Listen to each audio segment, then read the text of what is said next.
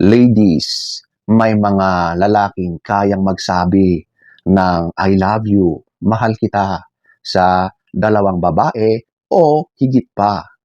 Hindi dahil sobra ang pagmamahal, kundi dahil kulang lang ang desisyon o tapang para pumili.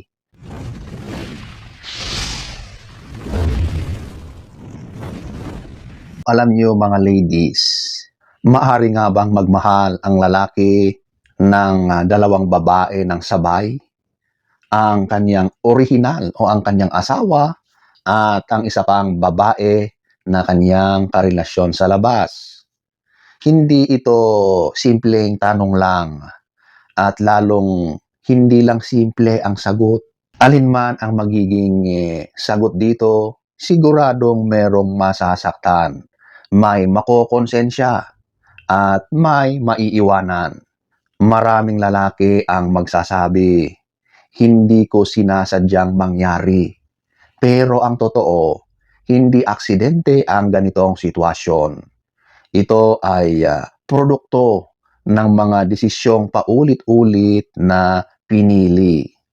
Ang isang lalaki ay may kakayahang maghiwalay ng emosyon. Hindi ibig sabihin ay masama na siya agad-agad, kundi dahil marunong siyang maglagay ng kahon sa kanyang isipan. Ang isang kahon, nandoon yung kanyang asawa. Ang babae na may kasaysayan, may mga alaalang sabay binuo, may mga problemang sabay na hinarap, may mga pagkakataon na may mga away, mga pagbabati, may mga anak na kailangang unahin, may responsibilidad na hindi pwedeng takbuhan. Ang asawang babae ay hindi lang minahal.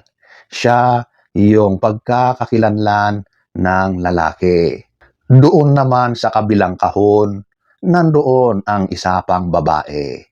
Ang hindi humihingi ng paliwanag, hindi nagbibilang ng pagkukulang, ang hindi nakakakita ng pinakamasamang version mo.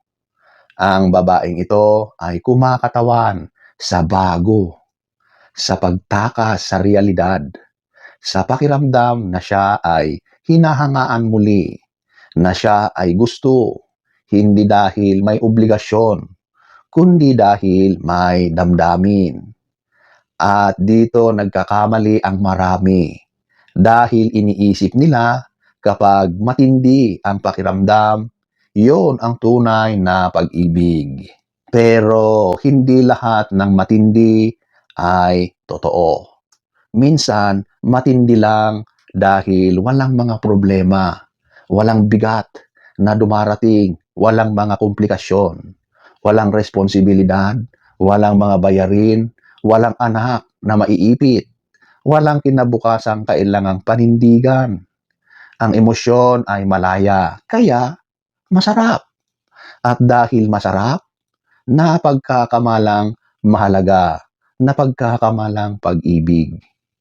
Ngunit ang katotohanan ay ito. Ang tunay na pag-ibig ay hindi lang tungkol sa feelings o sa nararamdaman. Ito ay tungkol sa kung ano ang handa mong panindigan kahit mahirap. Kapag ang lalaki ay kailangang magsinungaling para mapanatili ang relasyon, hindi yon pag-ibig. Iyon ay takot sa pagkawala.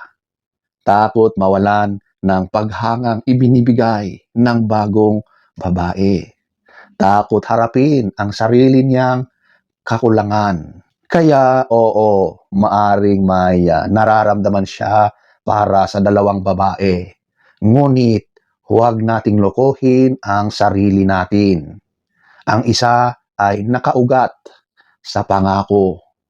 Ang isa ay nakaugat sa pantasya. At sa huli, may isang laging masasaktan. Madalas ang asawa. Dahil siya ang nandyan kahit hindi na masaya. Minsan, ang mga anak. Dahil Ramdam nila ang lamat kahit hindi sinasabi. At sa bandang huli, ang lalaki mismo, dahil darating ang araw na sisingaw at sisingaw ang katotohanan. Kayang alagaan ng isang lalaki ang dalawang babae. Kayang pagsabayin ang atensyon. Kayang paghiwalayin ang kwento. Pero hindi niya kayang maging buo ang dalawang relasyon. Dahil ang pag-ibig na buo ay may integridad. At ang integrity, hindi marunong magtago, hindi marunong magsinungaling. Pag-ibig ba talaga ang nararamdaman niya o isang pansamantalang pagtatakip sa isang relasyon?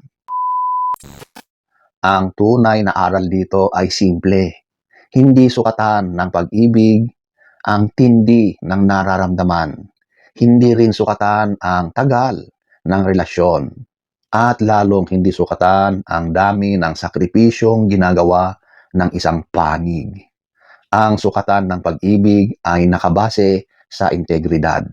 Kung kaya kang piliin kahit may mawawala, kung kaya kang panindigan kahit may kapalit, kung kaya kang ipaglaban nang hindi ka ginagawang sikreto o lihim. Kapag ang isang lalaki ay nagsasabing mahal niya ang dalawang babae, ang totoo, may isa siyang pinipili at may isa siyang ginagamit para punan ang kakulangan niya. At sa huli, laging may masasaktan kapag malinaw na ang lahat. Pero mas masakit kapag ang nasasaktan ay ang babaeng patuloy na umaasa kahit alam na niya ang sagot. Kaya tandaan ito, ang pag-ibig ay hindi kailanman maglalagay sa iyo sa pangalawang pwesto o pagiging opsyon.